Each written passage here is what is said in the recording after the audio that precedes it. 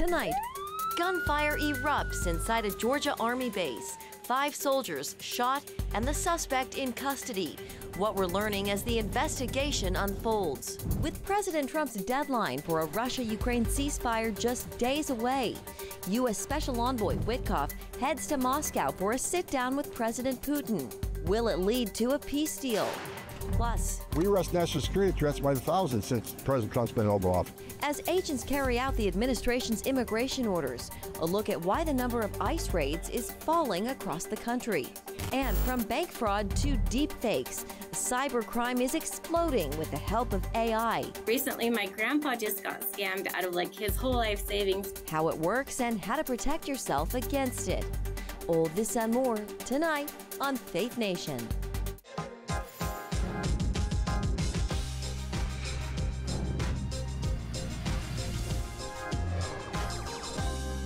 An active shooter situation brings the largest Army installation east of the Mississippi to a standstill. Good evening in Washington, I'm Jenna Browder. The active threat has ended and an all clear has been given at Georgia's Fort Stewart, but not before 5 soldiers were shot, putting the base on lockdown today. National security correspondent Caitlin Burke has tonight's top story. Caitlin? Jenna, details are still emerging tonight, but we know the base is no longer on lockdown. The shooting took place in the 2nd Armored Brigade Combat Team area on the installation. Law enforcement were alerted of a possible active shooter at 10:56 this morning. They worked quickly to apprehend the suspect, taking him into custody at 11:35 a.m. The Army later identified the suspected gunman as 28-year-old Sergeant Cornelius Radford, an active duty soldier who authorities say opened fire on his own colleagues using a personal handgun. The 5 victims are expected to survive. As events unfolded, I spoke with Donnell Harvin, the former chief of Homeland Security and Intelligence for the District of Columbia, and I asked him how something like this could happen. Here's what he said. It's really important to know that this was one of the largest military bases in the country. If you've ever been on a military base, it's like a small city. Think of any town, a large town that you've been in. They have everything that your downtown small town would have. There's a movie theater, there's a bowling alley, there's daycare, there's schools. And so you cannot screen tens of thousands of people that are coming onto this base every day, many of which are supposed to be there. They certainly can't put them through magnetometers or prevent people from coming in with weapons. The military force protection that's in place is to make sure that non-authorized individuals aren't coming onto base. But there's a very robust vetting process for everybody that's supposed to be on base. And so this is an opportunity to look at that as well as potential threat mitigation and detection programs to see where they can always do better. In the aftermath of the shooting, Georgia Governor Brian Kemp posted on X saying that he and his family were, quote, keeping the victims, their families, and all those who answer the call to serve in our hearts and prayers. And we ask that Georgians everywhere do the same. Jenna? All right, Caitlin, thank you. Turning overseas, high-stakes talks between the U.S. and Russia today. President Trump's special envoy, Steve Witkoff, sat down with Russian President Vladimir Putin just days before a Friday deadline to reach a ceasefire with Ukraine. Trump has threatened severe economic penalties if Moscow doesn't move towards peace. The Kremlin calling the meeting useful and constructive. Meanwhile, fresh Russian strikes pounded southern Ukraine today, signaling a lasting peace deal may still be out of reach, despite growing pressure from the White House. And to help break this all down, let's bring in our panel, senior White House correspondent Kelly Wright and Michael O'Hanlon, senior fellow and director of research in foreign policy at the Brookings Institution. Gentlemen, welcome. Kelly, let's start with you. What are you hearing from the White House tonight about this meeting and whether Putin is actually willing to strike a deal? So, Jenna, good evening to you. First of all, President Trump said earlier today on Truth Social that great progress was made during Special Envoy Witkoff's meeting with President Putin of Russia today in Moscow. The Russians expressed their desire to meet with President Trump. That statement coming from White House Press Secretary Caroline Leavitt, who says the president is open to meeting with both President Vladimir Putin of Russia and President Volodymyr Zelensky of Ukraine. President Trump wants this brutal war to end. She did not indicate when, if, or where this meeting would take place, but it's substantial to know that out of this meeting today, that Russia has reached out to the President of the United States to actually ask for a meeting that could possibly take place next week. We don't know where, when, or if this will take place, but we'll keep it under our watchful care. Yeah, that would certainly be something. Michael, from a strategic standpoint, how much leverage do these new sanction threats really give the United States? And then what happens if Friday comes and goes and there's no deal, no ceasefire reached? Yeah, great questions, Jenna. Well, these kinds of new economic instruments are exactly what a lot of the strategic community has been hoping that President Trump would be willing to invoke and apply against Russia, with the view that so far, President Putin has more or less figured out a way to tolerate the pain that his country is suffering. And Putin himself has obviously a very great tolerance for other people's pain, whether Russian or Ukrainian, and seems to think he's fighting a holy war, and therefore the costs are worth it. So the only way to change that calculus is to apply a lot more pressure. And these kinds of secondary tariffs or sanctions that President Trump is threatening could actually make a big difference. I am skeptical that the possibility of additional tariffs or sanctions will be enough to change Vladimir Putin's mind. This is a guy who's been fighting this war 3.5 years already. He's obviously viewing it in grand historical terms as well as his own role. He thinks time is on his side in terms of his country being bigger, stronger, more prosperous, more populated than Ukraine. And he doubts, I think, our political commitment, given that, yes, President Trump's been threatening sanctions, but hasn't really yet applied them. So I hope very much that we follow through. I agree with what President Trump's threatening, at least in broad brush, but I'd be surprised, and I think we should not expect that this is going to immediately end the war. Yeah. Kelly, the Kremlin's called the talks useful, constructive. Is the White House interpreting that as a signal of real progress or more just lip service from Putin? Look, to Michael's point, the president is very watchful, very leery, very skeptical about Vladimir Putin because of what he's done. He says one thing in public, and as you know, and you've heard the president talk about it before, he goes out and bombs people in the cold of night. Now, countering the Russian Federation's threat to U.S. national security and foreign policy is that threat. Friday, he could start imposing those sanctions on Russia, and the Russian Federation's actions in Ukraine pose an ongoing threat to the U.S. national security and foreign policy. The White House stipulating that it's important for them to necessitate stronger measures to address the national emergency that does exist. They're even looking at India's importation of Russian Federation oil, which undermines U.S. efforts to counter Russia's harmful activities. They'll impose tariffs on them as well, which would be those secondary sanctions. Yeah, Michael, on those strikes, that the latest strikes in Ukraine, that was pretty striking to see this meeting happening, and Putin is striking Ukraine. What did you make of that? What does that say about where things stand? Yeah, I think Kelly put it great. I mean, this just should raise huge doubts in everyone's mind about Putin's willingness to seriously pursue peace.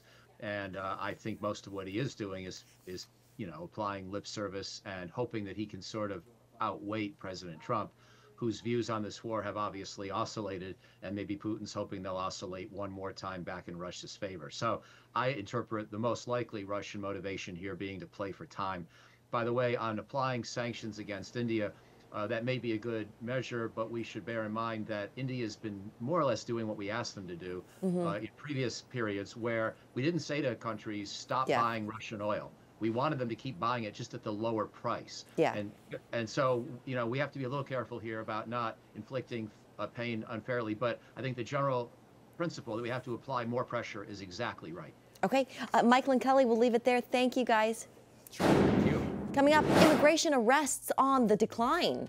What's behind the drop in numbers? Next. Welcome back. Immigration arrests took a dip in July as the Trump administration battles the courts and some pushback from the American public over large-scale ICE operations. Here again is national security correspondent Caitlin Burke with the details. Caitlin?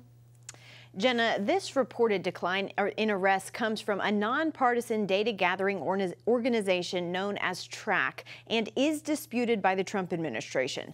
But according to TRAC data, July saw a 20% drop in ICE arrests, falling from over 1,200 per day in June to just 990 per day in July. Immigration advocates credit court rulings that temporarily blocked mass raids in parts of California and paused deportations tied to Trump's new asylum ban. The Department of Homeland Security is pushing back, confirming arrests were down in July, but only by 10%, and insisting agents are still arresting dangerous criminal illegal aliens. Track data finds, however, that as of the end of July, about 71% of those in ICE custody have not actually been convicted of a crime. Trump's border czar disagrees. 70%, 70% of everybody arrested is a criminal. Hard stop, 70%. Who's the other 30% we're arresting? National security threats. For instance, over 300 Iranian nationals.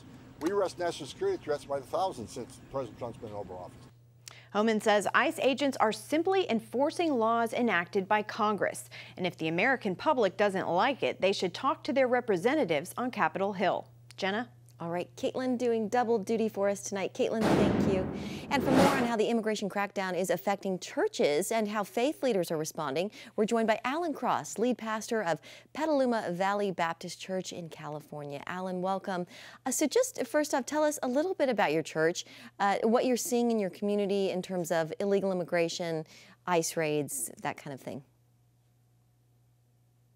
Right. Where we are, we're seeing some of that, not too much. Our church is diverse and ministers to the community.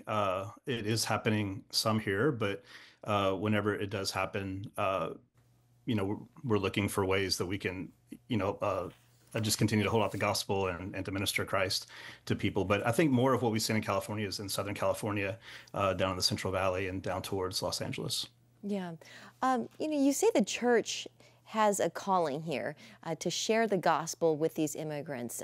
Tell us about that and how you're trying to get that message out. Sure. I mean, immigrants are members of our churches, and the vast majority of immigrants are here legally. They came over years, and our churches are full of immigrants and refugees from people all across the world. That's across the nation. So when we talk about sharing the gospel, we aren't just even talking about ministering to people who aren't Christians. Many immigrants are Christians. They were Christians when they came, or they became Christians after they came here, and they're part of our churches. So when it comes to church ministry, we're really talking about our neighbors, church members, friends. And lots of times when we talk about immigration, the whole issue of legality comes up. But for the church, our primary role isn't about legal issues or border security or who comes or how many come. It's about welcoming people when they come to us as part of the church, and then integrating them in, sharing the gospel and discipling people. And I think we see churches doing that across the country. As this issue has grown with immigration enforcement, it does touch every community, and it does touch churches, either with people that are known in churches or people who attend. Perhaps you have family members that are being affected. And so I think that the local church, what I'm seeing across the country, is trying to lead with mercy and ministry to people, while at the same time there is a call to acknowledge the law, to respect authorities in Romans 13, to respect the law, and there is a desire for secure borders and for legal immigration to take place. Yeah, how do Christians square that? You're kind of talking about the law and order side of things, and also, are the calling for all Christians to spread the gospel, to show love, to show kindness, to show Jesus to people. How should Christians think about that, Alan? Right. I don't think those things are diametrically opposed. The government has a role to do in enforcing the law and like carrying out laws on the books, but part of those laws that we have do involve mercy.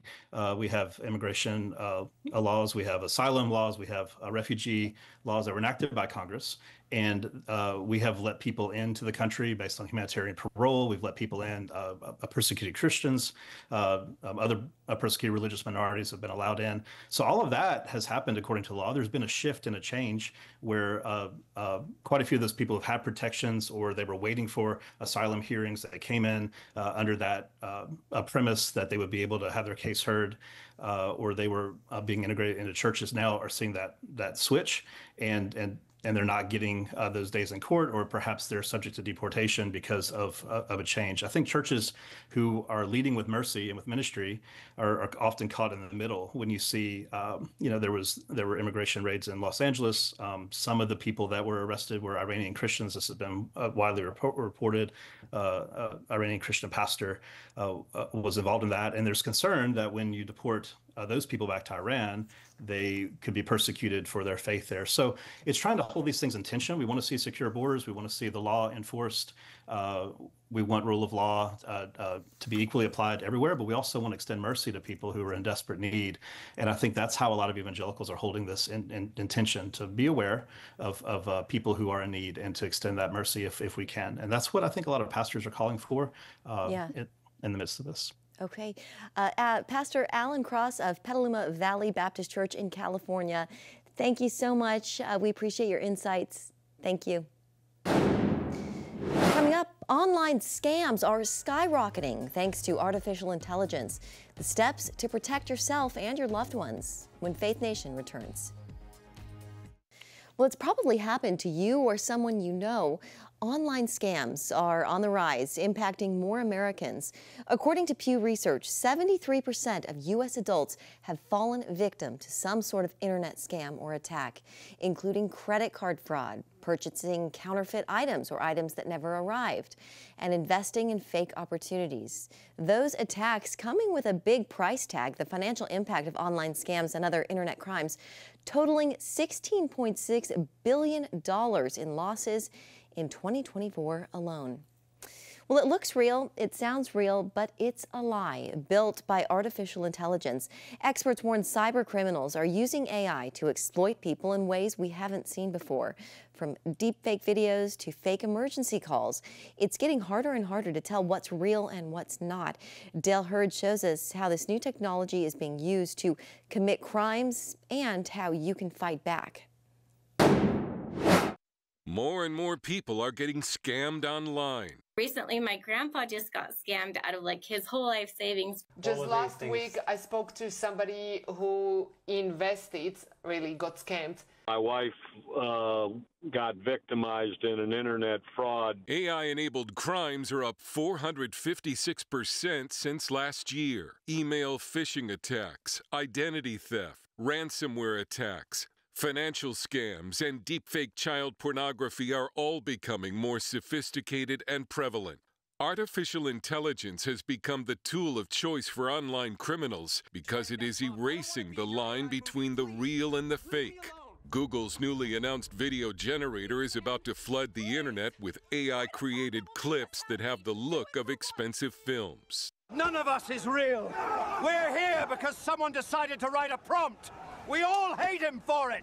AI can take this. Artificial intelligence will supercharge online criminal activity and turn it into this deepfake of me saying whatever someone programs my image to say, and it doesn't have to be true. I've never seen anything move faster in my lifetime than AI. Not the internet, not crypto, not anything else. And I mean, what we're doing is we're measuring this technology in days. Former federal prosecutor Ari Redbord is the global head of policy at TRM Labs. AI has removed the human bottleneck from scams, from cybercrime, and from other types of, illicit activity. America's adversaries are said to be using AI to influence U.S. politics and to steal. We've seen North Korea, they just stole $1.5 billion in one day to use for weapons proliferation and other destabilizing activity. Every major American adversary is experimenting with AI. Leah Siskin is an AI expert at the Foundation for Defensive Democracies. At the start, the outbreak of the war between Ukraine and Russia was Russia creating deepfakes of Ukrainian President Zelensky surrendering. It's not very hard to tell that this is a deepfake because at times the voice and facial movements seem unnatural. However, online criminals are already working to fix these kinds of imperfections, says cybersecurity expert Neil O'Farrell. So if you're looking for those as a way to tell the difference between deepfake and real, you're probably setting a trap for yourself because the bad guys know those are the giveaways. So they're working very, very hard on fixing those telltales. How can you protect yourself from these scammers? O'Farrell says if you receive a call from a friend or family member claiming to be in trouble and requesting money or personal information, you need to ask questions. Where are you? What jurisdiction are you in? Could I speak to an arresting officer? Could you hold the phone up, turn on the video, and let me see? I want you, like proof of life. Show me that it is you. and you are where you say you are. Or choose a unique family code word that's not been sent through the internet and ask a friend or family member to say it. Dad, I got into some trouble and I need some money. I need you to go buy a $100 Visa gift card and read me the numbers on the back. Sure, what's the password? Armani? I'm not continuing this conversation until you give me the code word. What worries experts is how artificial intelligence learns, and that AI crime is headed toward what's called its mature phase. So that's when, AI really completely removes the human bottleneck and is essentially doing the scam activity, doing the cyber attacks in a completely automated way. Former Google CEO Eric Schmidt recently issued an ominous warning about AI accelerating toward artificial superintelligence. This foundation is being locked in, and we're not going to stop it. Because remember, the computers are now doing self-improvement. They're learning how to plan, and they don't have to listen to us anymore. And this is the theory that there will be computers that are smarter than the sum of humans. That means law enforcement and governments will need to utilize AI tools now to fight this crime wave, which experts say could quickly become an epidemic. Dale Hurd, CBN News. Still ahead, honoring a woman whose hands helped build the future of America. Next on Faith Nation. Finally tonight, one of the last surviving Rosie the Riveters is making history once again. Dorothy Nicholas was the first female employee ever hired at Evaporated Metal Films more than 80 years ago. There she built and polished gun prisms for tanks and aircrafts during World War II. Now, at 102 years old, Dorothy returned to that factory with her family and a song called "The Things That I've Seen." That brings her story to life. The song captures her life of patriotism and her strong faith. I have no regrets, not one. And this is why the good Lord's taking care of me, because of the 10 Commandments. And Dorothy's niece says the homecoming is a testament to her work, love, and faithfulness. Happy birthday, Rosie. And that's going to do it for Faith Nation this evening. Thank you so much for joining us. Have a great night.